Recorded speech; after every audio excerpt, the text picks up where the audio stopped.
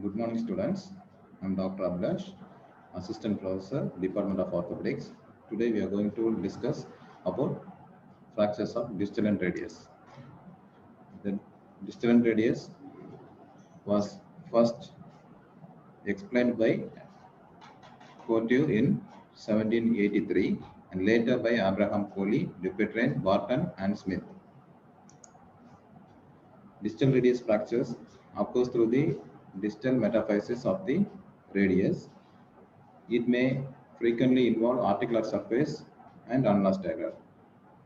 The most common etiology will be fall on outstretched hand. That will be the extension of the carpus and the axial loading along the distal radius. Fracture of distal radius are classified based on intra-articular involvement, degree of combination, displacements, volar and dorsal, involvement of distal radioulnar joint. Incident. Distal and radius fracture approximately counts of 16% of all fracture cases treated by orthopedic surgeons. The peak incident is 5 to 14 years in children and under 50-year males due to high velocity trauma and female over 40 years due to low velocity. Elderly, it's most commonly extra-articular, and for high velocity injuries, it will be intra-articular.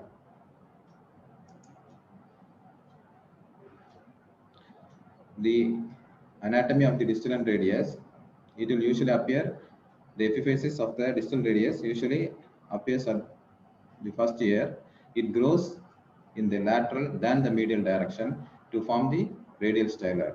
The three articular facets fuses at the age of 17 and in female it will be 19. Metaphysis is flared distally in both the AP and lateral plane with thinner cortical bone lying dorsally and radially. The significance of thinness of these cortices is that fracture typically collapse dorsolaterally. In anterior posterior plane, the strongest bone is found under the lunate facet of the radius. The line of force passes through this axis. The palmar ulnar corner is often referred to the keystone of the radius. It serves the attachment for the palmar distal radioulnar ligament and also for the radiolunate ligament. Displacement of this fragment is associated with palmar displacement of the carpus and also the loss of forearm rotation. Medial aspect of distal radius is triangular and presents an articular facets at the distal end, which is concave and is called sigmoid notch, which articulates with the head of distal ulna. The origin of triangular fibrocartilage complex attaches the distal border of the sigmoid fossa. This cartilage complex is the main stabilizer of the distal radioulnar joint.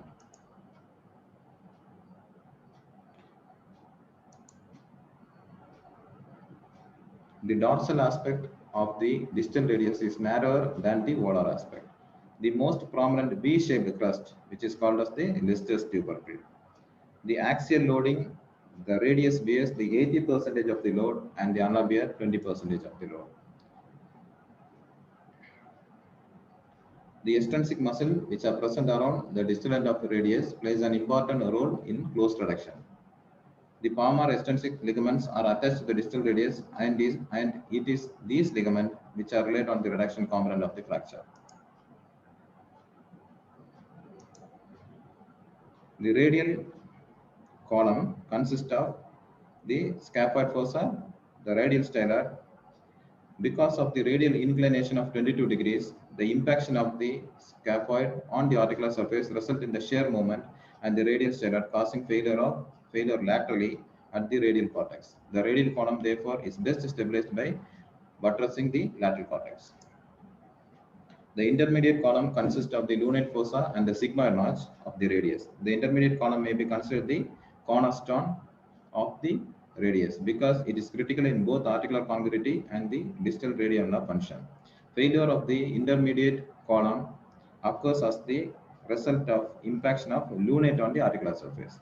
with the dorsal comminution. The column is stabilized by direct buttress of the dorsal aspect of the radius. The ulnar column consists of ulnar styloid, but also should include the TFCC and the ulnocarpal ligaments. Diagnosis: the patient usually gives a history of fall on outstretched hand, and there will be swelling, ecchymosis, tenderness, visible deformity will be there. Adequate and accurate assessment of the neurovascular status should be performed. X-ray should be taken of the wrist in AP, lateral and oblique view. CT scan of the wrist can be done to know the intra-articular involvement and comminution.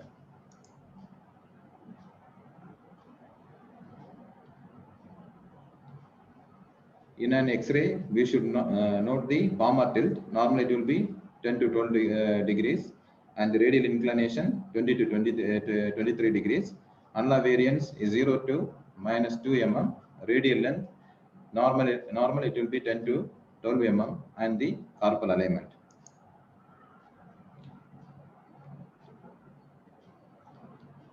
Volar or palmar tilt, which can be appreciated in a lateral view. A line connecting the axis of the radius and the volar and dorsal lip, which gives the angle, and this will be lost in a distal radius fracture. Radial length is measured in an anterior posterior X-ray. The perpendicular line to the long axis of radius passing through the tip of the radial styloid, and the second line on the distal articular surface of the ulnar head should be measured to know the radial height. Ulnar variance, the measure of the radial shortening, should not be confused with the measurement of radial length.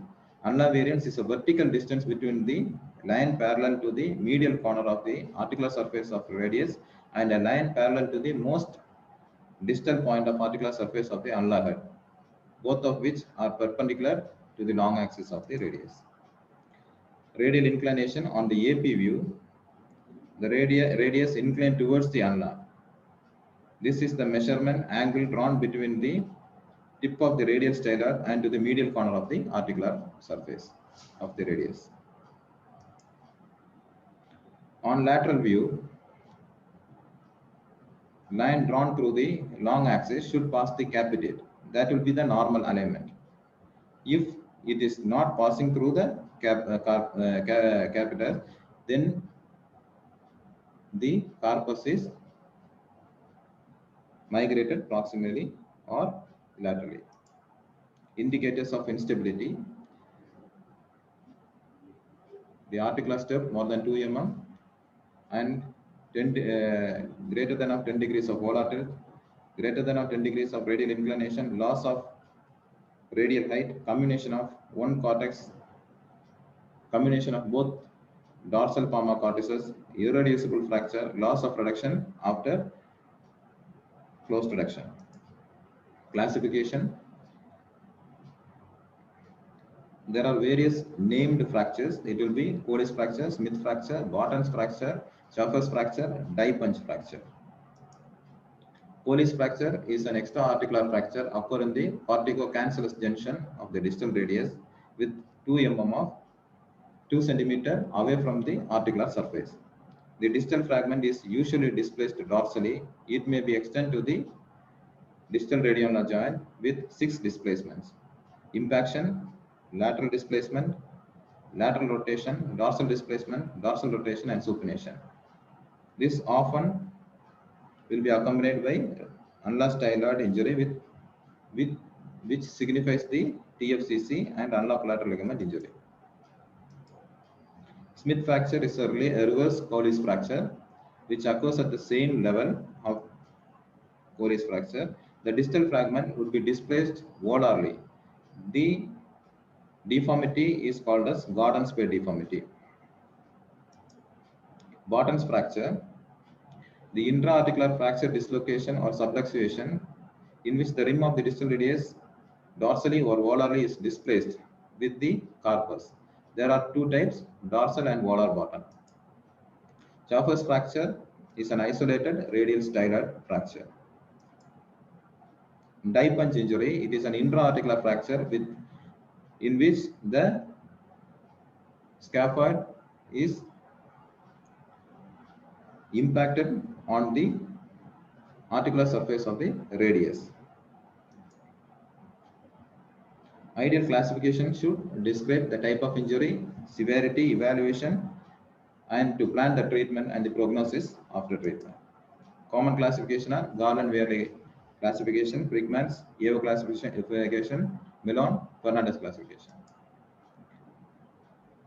In Garland-Weary classification, it will be a simple Colles fracture, comminuted Colles fracture with intra-articular extension without displacement, and the comminuted Colles fracture with intra-articular extension with displacement and extra-articular undisplaced. Frickman's classification is based on the involvement of articular surface of the radiocarpal joint and the involvement of annular styloid. Milon classification, it will be characterized or divided based on volar fragment, radial styloid, dorsal rim, and distal radioulnar joint involvement. Fernandez has classified this according to the forces acting on the distal and radius. Goal of the treatment, preserve the hand and wrist function to retain the normal anatomy, to promote bone healing, avoid complication and early mobilization. Options of treatment will be casting, external fixation, percutaneous pinning, and open reduction internal fixation. Indication for close treatment should be a low energy fracture, low demanding patient with medical comorbidities, minimal displacement. Techniques of close reduction after giving a hematoma block or intravenous sedation. Traction is given along the line of deformity and the dorsal angulation is corrected and POP cast is applied. Post-reduction management, the X-ray should be taken immediately after the cast application and should be found that it is satisfactorily reduced. If any embarrassment of split and the cast along the dorsum of the entire length, evaluation of the arm and finger pointing towards the ceiling for first 48 hours. X-ray should be again obtained on first week, then on 15th day, and check for the position.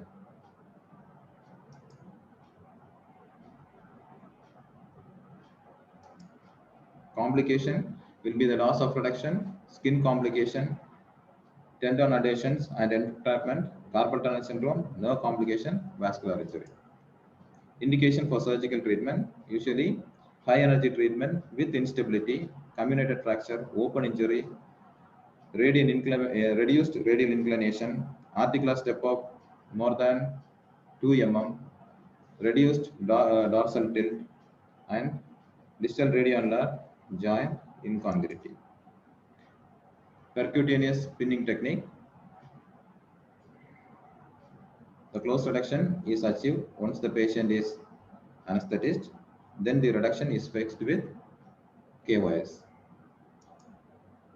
After treatment, the arm will be immobilized in a cast and the series of X-ray should be taken at first week and after 2 weeks and after 6 weeks. The cast is removed and the pin should be removed and the rehabilitation protocol will be started. Tappanji technique is a close reduction and it is an intrafocal pinning where the K wire is inserted through the fracture line and is aligned and fixed.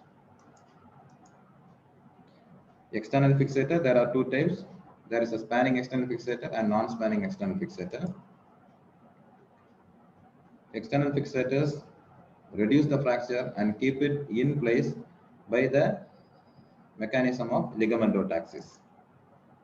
Additionally, along with external fixator, the fracture can be reduced and fixed with KYS.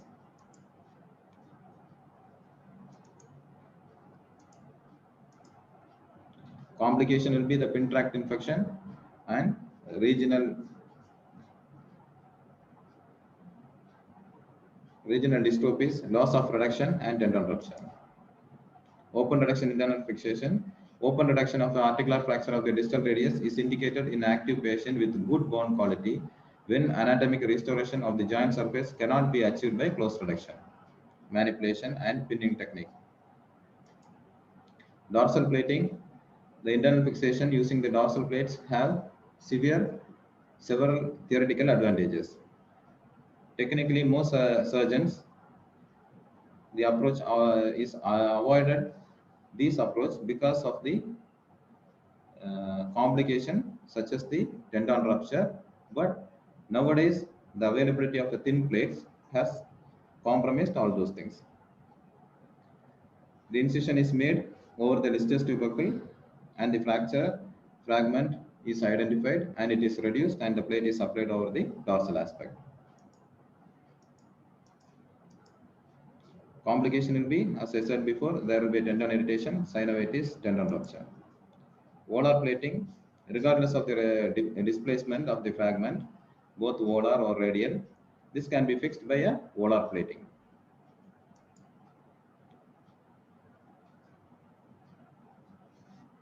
The palmar plating is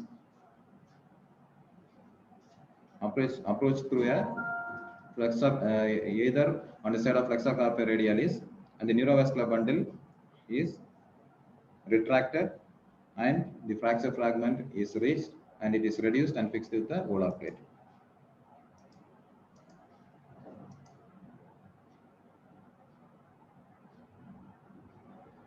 The advantages of volar plating is the anatomical reduction of the volar cortex, avoiding of any dorsal structures injury. Because the volar compartment of the wrist, the greater cross section space, the implant is separated from the tendons. And the use of fixed angular volar plate design, the distal thus reduces the fragment in the anatomical position and to regain the dorsal tilt. Complication will be the penetration of the screw to the dorsal aspect, collapse of the fracture due to osteopenic patient, and extensor tendon problem. Chronic regional pain syndrome, non-unions are the most common complication. Non-union is rare complication, and the chronic regional pain syndrome is the most common late complication of a distal radius fracture. Malunion, nerve injuries, tendon rupture, and loss of movement.